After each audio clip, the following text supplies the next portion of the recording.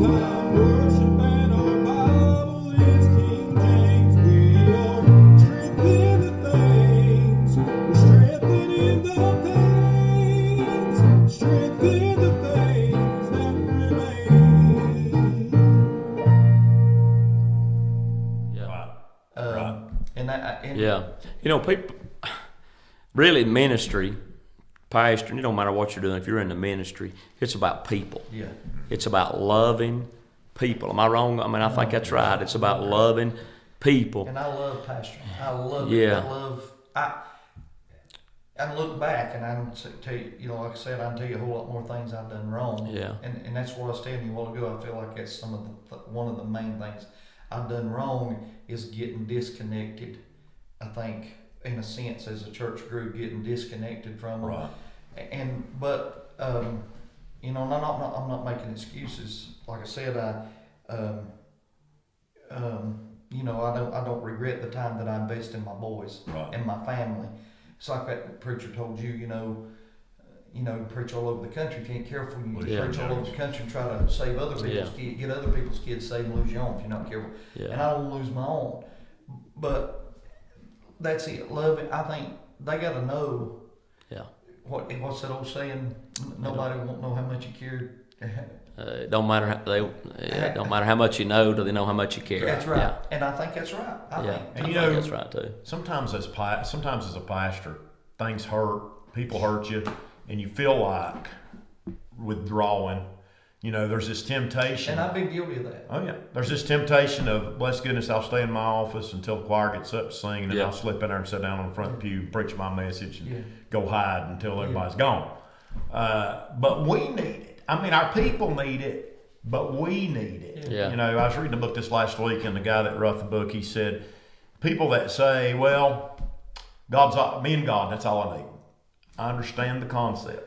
But he said in this book, most people that say that are either ignorant or arrogant, because God places people in our lives to be a help. The Bible says that God, it was not good for man to be alone. Right. God saw it's not good for man, and so He made him a helpmeet. Yeah. And so it's not good for man to be alone. Right. And he don't just need himself. I mean, that's a biblical principle. I feel like that's taught throughout the Word of God. But back to loving people. And when you put yourself out there and you really love on people, you are going to get hurt. Yeah. And the danger that I see, and I've even experienced in my own life, when you do that and you do get hurt, you have to be careful and guard against getting bitter. Yes. Because it can happen, because people are going to hurt you. Yes. Whether it's in pastoring, though, or any aspect of life, you're going to get hurt, really, period, by people. Yeah. And I was telling Brother Bradley this earlier today. We were talking, and the first church, when God began to deal with my heart, and the first church that I went to, we went a few times, maybe 2 or 3 times, I don't know, and probably nobody came and shook my hand. Nobody came and shook my hand. And what I thought was, they don't care if we're here or not. Right. Yeah. They don't care. And I went to another church, and everybody, was so was acted like they were glad we were there. Right. And when I go to Turkey Cove, it's like that. It seemed like, you can't even get through the end of the sanctuary from a foyer door. You've already several people have shaken your hand. You're glad you're here. And that's part of it. Right. But a church will take on the personality of the pastor. They'll take on the personality of the pastor. Yep. And I think if the pastor loves on people, they'll see that and take that on. And I'll tell you something else. I'll tell you something Turkey Cove does is when I went there, it was a Southern Baptist. It's Turkey Cove missionary, still missionary Baptist, but we're independent now. They were in the association, in the Southern Baptist Association, and they didn't support. They supported the traditional Southern Baptist missionaries, Lottie Moon, and so forth and so on. And when we immediately left that way and started taking on independent missionaries, and right away they fell in love with missionaries. And I believe a rural church that'll fall in love with missionaries and love on missionaries the way that Turkey Cove has loved on missionaries, I think God will bless that Amen. church. Yeah, I believe that. I believe that with all my heart. I've seen it. Yeah. I've watched it for 15 years. I've watched them love on missionary families as they came in, and I've loved them. I've watched them love their community every year. You know, and people may not agree with this, but every year we work with our local fire department, Woodlawn Fire Department. They do a Christmas thing. Every year we donate Right. money, a lot of money to that cause, and it's not for the church, it's for the community. We do that with Shop with a Cop here in Yeah, Yancey. same way, and they do that, and they love doing it, and I think that shows the community and the county, not just the community, but it shows the county, especially the north end of the county, that Turkey Cove loves their county, and they love their community, and they love the people in it. But you know, we have people that drive from way down on the south end of the county, and the east, and or all ends Which of is the a pretty county. good drive. I mean, really. And we've from got a- people that drive 40 plus miles Yeah. to We do church. too. Yeah. You know, when you talk about rural area, all you've got to do is look at the electoral map from the last election to see how much of America is rural area, because Right. it was all red. All Right. rural area is Right. red. So that means there's so many churches. You know, Trey, my son Trey's been in Iowa the last 5 weeks, attending a church up there in Osceola. That's a rural area. It's 1,400 miles away from here. Those people are different than us mountain people in Western North Carolina, but a lot of the dynamics are the same. One thing that I think that becomes a frustration for pastors, that particularly if they pastor a small church, very small, let's say we got 10 people, they want to have 50 people by next year. Yeah. Yeah. And it may be too big of a bite for them to take in a year's time, because like we said, people beget people.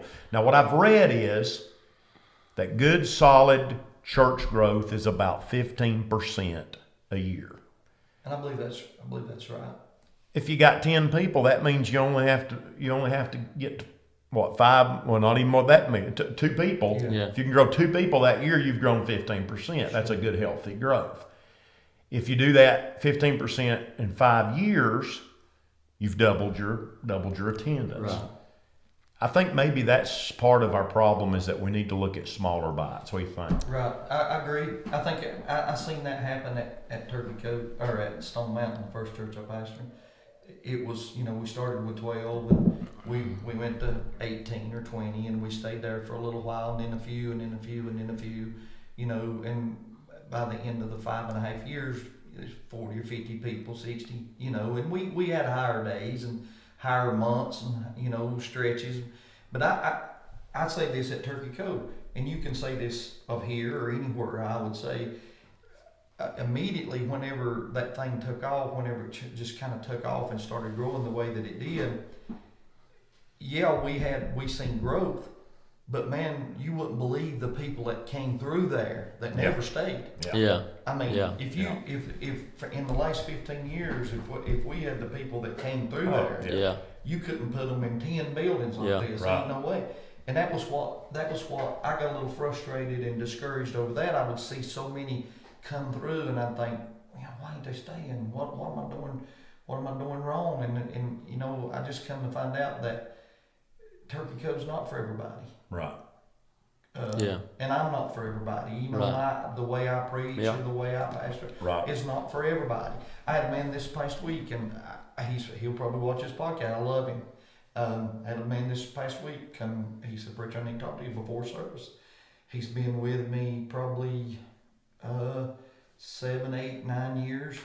Come in, and he said, I'm going looking. He said, I'm going looking. And I said, well, can I ask you why? And he said, it's just got too loud here. And he said, it's nothing again. He said, I love it, but he said, I can't focus. And it's just something that he was dealing with, you know, Yeah. personally. Right. And, you know, and I hope he comes back. And he said he may. But you'll run into different people, different situations. No. But Yeah. I think mountain people, we're different. We're Yeah. different. That's You know, right. one thing that I've struggled with over the years is not taking that personal. Yeah. But people leave, and I take it personal. Oh yeah. Yeah, there's a lot of things people do, and you know, I talked to a preacher one time, and he had his family he was dealing with, and I told him, I said, it's not you, it's nothing personal toward you, you know, and I just have to tell the whole situation, but sometimes it is, but a lot of times it's not. It's other things or other. You love them so much Yeah. that it's hard not to take it. Of course personal. it You is. love them so much, and you invest in their family. You know, go back to you talking about church growth there just a moment ago, and I think sometimes I've got a young man in my mind right now. He came from a church. A church was booming. It was growing. God was blessing the church, and he went to another area and took a small work. And he is frustrated sometimes that he never can get his church to be like his home church. Right. But one of the problems is there's not that many people that live around there. I mean, it's not Right, the limited. church he come from. You know, has a good sized community to draw from. Right. Where he went to Don't have that, Right. and people's gonna have to drive an hour Yeah. to you know. And so I think sometimes you have to be realistic. Yeah. You know, that I mean, we don't have goals and pray and ask God to bless, but at the same time, our county, where I'm from, our county is 8,500 people Right. in the whole county. Right. Yeah. Probably not going to run what a church in Charlotte could run, Right, could exactly. possibly run. You know, Exactly. You have to think about it. Here's the way I've always thought about that. It means a percentage of total population. Like here in Yancey, if I have, if we've got 15,000 people countywide, if I'm running 150, then I'm running a full percentage, 1% of the population, right? That's right. I'm never good at math, but anyway, if I'm pastoring in Atlanta Yeah. and I'm running 300 people, I'm not even running 1/10 of a percent of the Right, total right. population. You see what I'm saying? And Yeah. I'll tell you something else rural churches, I think a lot of pastors don't think about, and a lot of people don't think about. It ain't on, and make this clear, I don't think it's only pastors that get discouraged. you're right. You're right. It's people, Mhm. people, and I want to encourage church members while we're doing this. And I want to encourage pastors always, but let's encourage church members also. That's right. Hey, you know, stay if you'll hang in there. But here's one thing that we as rural pastors is going to face. My county, your county. There's a church up Every Creek, and Yeah. you know, Oh, boy. and so when you got that many churches per capita of people, I mean, you know, Yeah. to the population, I mean, yeah, you got, you know, 15, 20 over here and 40 over there and Yeah. 50 over there, and you know, but there's so many churches. I remember when Alan Barker first come preached a mission conference with me, him and Jan went out riding one day. He come in that night and he said, "Preacher, I don't know how you have anybody come to church here." Because there's so many churches. Yeah. So many churches. Yeah. Yeah. You know, going back to what you're talking about, church members, that's a very good point, because I don't know how many times, well, our church is not growing, so we started looking for another pastor, and we think it's time for our pastor to leave because the church is not growing. It could be it's not the pastor's fault. Exactly. It could be them people ain't picking up a plow and helping that pastor. And don't you think there's a fine line to walk? I mean, it's almost in preaching circles, and we do these podcasts for, you know, young preachers and people that run in, you know, but in preaching circles, it's almost like you're evaluated by how many people attend your church on Sunday morning. A lot of times, it's one of the first things that people ask: how many of you run on Sunday? You know, and they somehow establish whether or not they think you're a success by how many that is. Now, why I'm a people person, and obviously you got to have people. Just like Todd said, it's about people, and you want to put people in the pews. And the more people you put in the pews, is more souls that you can reach. All that. In the end, you cannot evaluate the effectiveness of your ministry solely on the number of people that are in the pews. Because I know people that are very effective. They have great ministries. Yeah, absolutely. And they continue to just have a small congregation. And a lot of it is that they're bound by demographics or whatever. But that doesn't mean that they're not effective No. preachers. That's exactly right. I just lost my train of thought. Well, you know what we was talking about, those churches Yeah. up Eber Creek and stuff, and a lot of people look at that and say, well, the reason there's so many churches is because they can't get along with one another. They don't understand that a lot of those churches are old churches, Yeah, and people built churches in their communities. Right. They That's didn't right. have ways to get off of those creeks, and so they built churches where they were at. that's right. And a lot of people don't understand rural churches Right.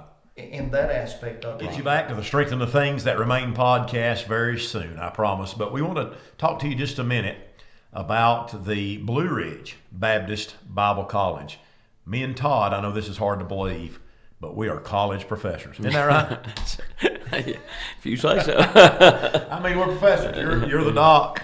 Professors at the Blue Ridge Baptist Bible College, and we'd love to have you in the upcoming semester. It starts in August, toward the end of August. I'm not got an exact date. Reach out to us on Facebook, and we can get you more information about it. It's available as a completely online version if you want, or you can come and be in person for the upcoming semester.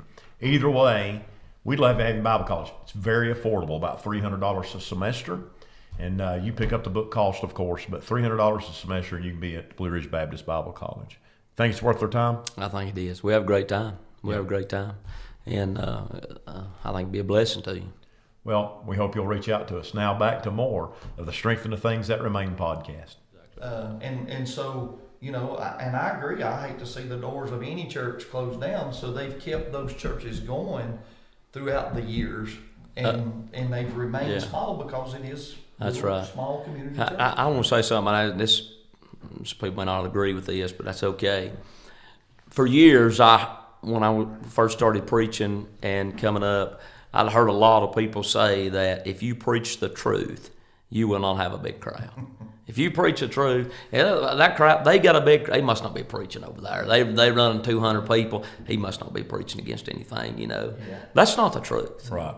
You can still preach that book and have a big crowd. Yeah. And you can still do that. That's not true. I told my young preachers that whenever I first started pastoring, you know, we had a small crowd, and it never did really grow real, you know, like I said, 50 or 60 is all it ever got up to.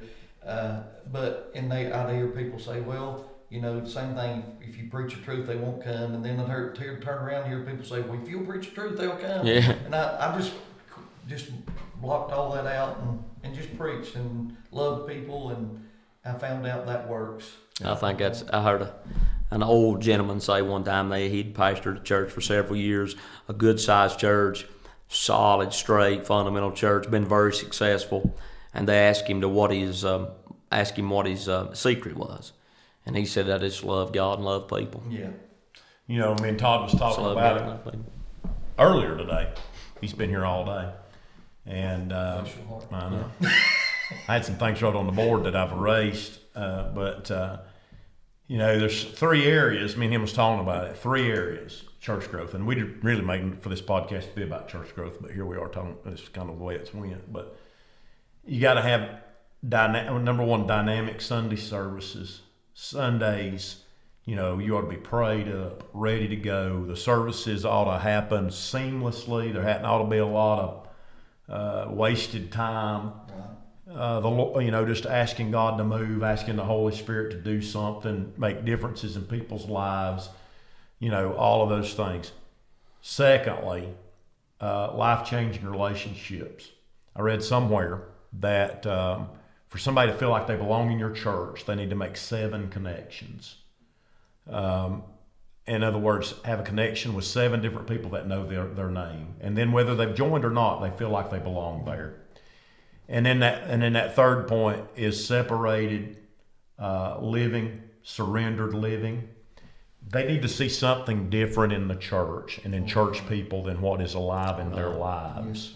And those relationships, number one, the relationship with the Lord is most important, but then relationships with people help shepherd them in that direction. Right. I really feel like those 3 things are primary in a church thriving and growing. We've talked a lot about, Especially in rural churches. Yes. I think it still Yeah. all goes back to these 2 rural churches. right, We have different, I know every church has battles, but rural churches have different battles than Yeah. these churches around Charlotte or whatever. I know they have battles Yeah. too, and I'm not belittling none of that. But like you said, they got more people to draw from Yeah. too. Right. You know, I was talking to a guy recently, and he said that I can go 10 minutes from a church and knock on 2,000 or 3,000 doors. Yeah. 10 minutes from a church. And I'll tell you another subject we ain't even got in. We run out of time, but another subject we ain't even talked about in rural areas is if a church ever gets a black eye in a rural area, Oh yeah. it takes forever to get does. over it. Can I say something about that too? Go ahead. Before you cut us off. That's one thing. When I went to Turkey Cove, everybody wanted to tell me about Turkey Cove. People that went there wanted to tell me about Turkey Cove, about their past.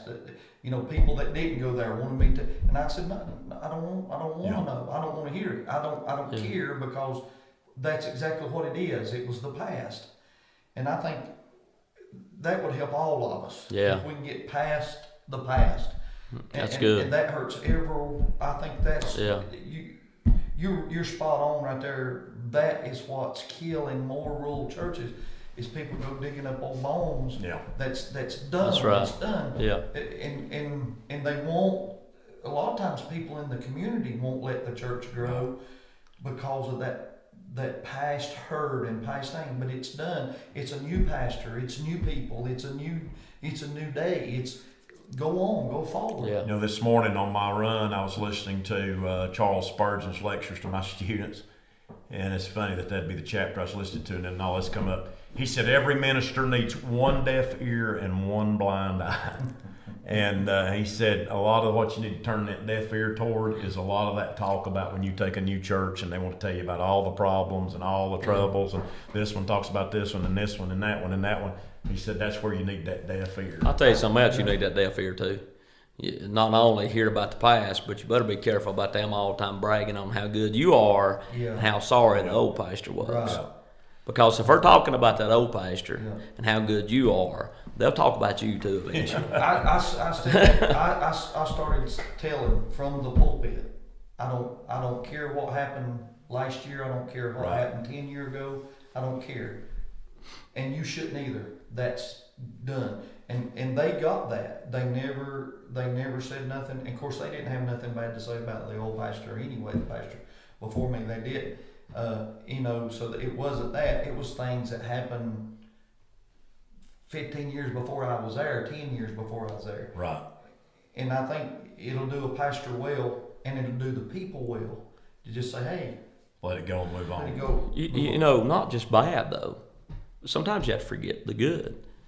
You know, I've seen churches that have had a good man for years. Yes. Then he leaves, dies, or God moves him, Yes. and another man comes in, and he's a good man. He's doing a good job. He's loving God, trying to take a church in the right direction. But he's never that man. Right. He's never the previous man, and he's continually compared to the previous man. And so and so wouldn't have done it this way. So and so wouldn't have done it this way. I think there's a lot of wisdom in just forgetting the past. And moving forward, you know, that's not the pastor anymore. That's right. God's put a new man right. in this place, and let's get behind him and move forward for the glory of God. As long as he's staying in that book and doing right. Right. And you know, Brother David, you and I have been privileged to know some strong men, Yes. strong personalities. I could call some names right here, and a lot of people would recognize. But I've seen exactly that. A lot of these strong men and strong personalities, they die. We've got a common friend that died. And it's hard to pastor after somebody like that. And I've seen it again and again. Churches struggle. They struggle. Yeah. And then it goes back, that's not a personal problem issue, it's that you'll never be him. Right. You know, Right. that current pastor will never be the old pastor. And in reality, a church will never move forward until they learn to give. You know, God had Moses for a time, and Moses was a tremendous man. Sure. But when Moses come off a scene, God had a Joshua to take them further than Moses ever could. And if they had kept looking at Joshua every time and said, well, Moses didn't do it like that, Yeah. they'd have never went where God intended for them to go. Exactly right. Let me add one more thing before we go off the air here. We might supposed to make this into an hour podcast, cut it in half for 30 minutes each side. But I want to mention one more thing. And when I first started law enforcement, when I swore in, the sheriff said, he said, number one, everybody don't need to go to jail. That's good advice. But here's what he said. He said, you can only police people as long as they're willing to be policed. That's good. That's the truth. How much of it, when you take a rural church, do you have to find out? You say, well, I'm going to make some changes. New guy, going to make some changes. How much do you have to figure out? How much change will these people allow me to make in a certain amount of time? You can only pastor people as long as they're willing to be pastored. And I got advice both ways from other rural pastors. I had some tell me, some older pastors tell me, don't change much right off the bat. Yeah. And then I had other pastors tell me, if you're going to change it now before the honeymoon's over. And I really believe that depends on the people. That's what I was believe thinking, you have to feel the people out. And I believe you'll know that. I believe the Holy Ghost will let you know that. I believe He'll give you discernment on that after you've pastored those people for a month or two and you see the direction they want to go. Now I was privileged. When I took Turkey Cove, right away I knew there was a hunger to go forward. You could tell it just right away. So I was blessed in that sense.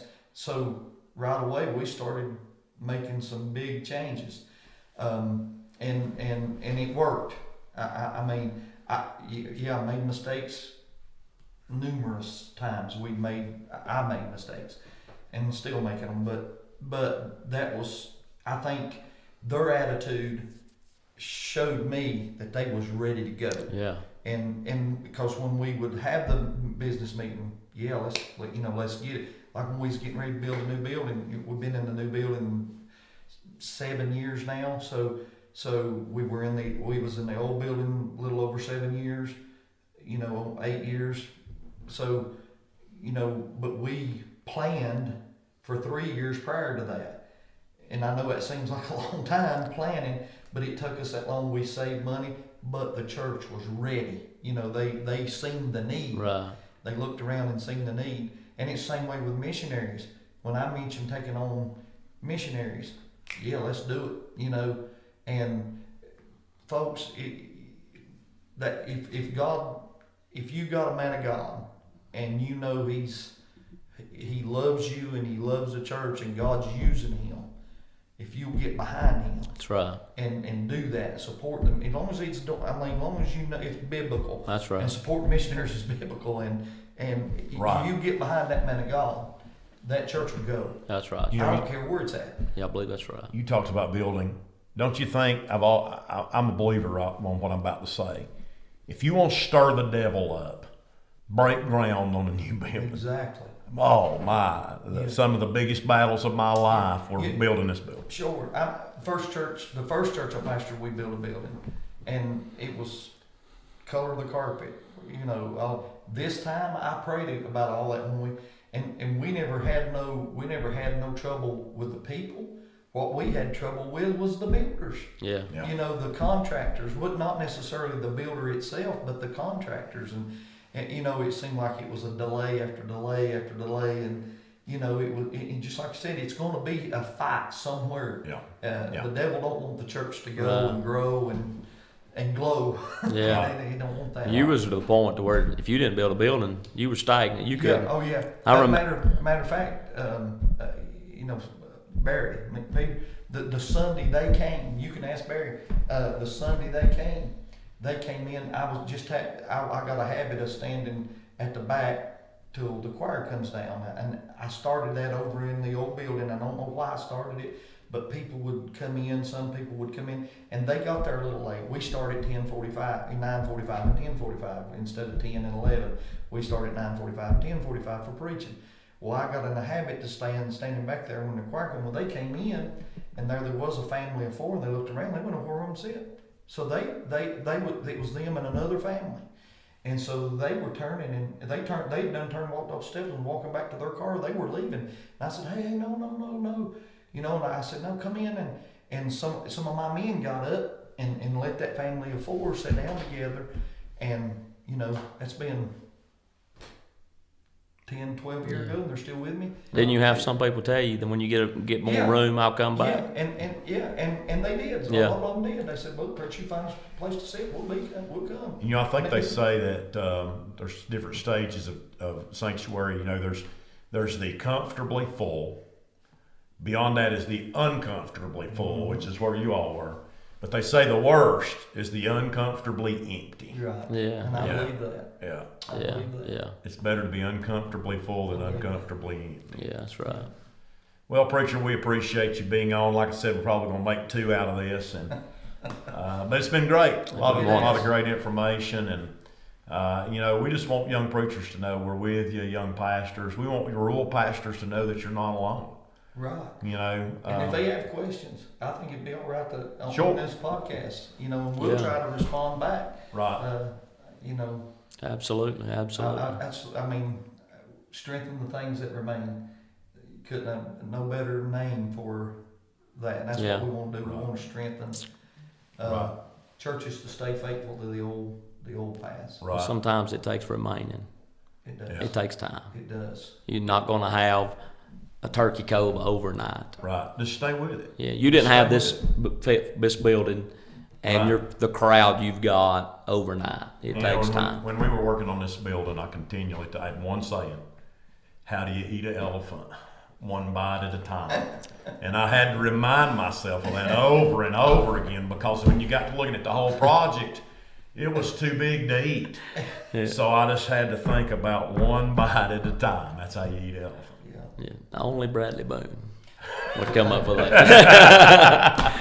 Well, we appreciate you being here today. Would you like and share the podcast? That would help us to get it out farther. And we hope that you'll tune in again next week. We've got another exciting episode. And until then, Thank you for having us again. thank you for being here. Strengthen the things that remain. Amen.